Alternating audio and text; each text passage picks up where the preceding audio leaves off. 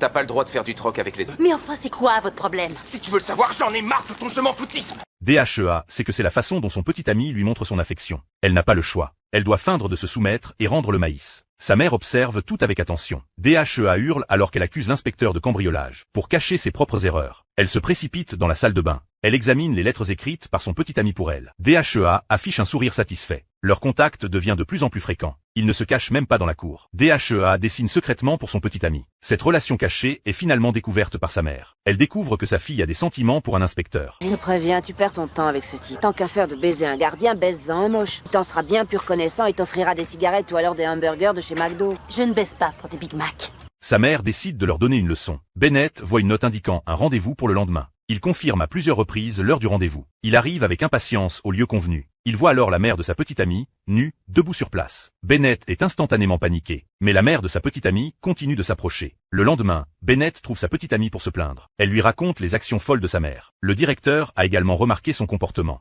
Afin de conserver son poste, il propose à sa petite amie de rompre. Tu l'as pas baisé? Mais comment tu peux... Écoute, c'est pas ta mère qui m'intéresse, voyons, c'est toi. DHEA dit qu'elle prendra en charge la résolution de cette affaire. Elle prévoit de donner une bonne leçon à sa mère. Maman. Putain de connasse.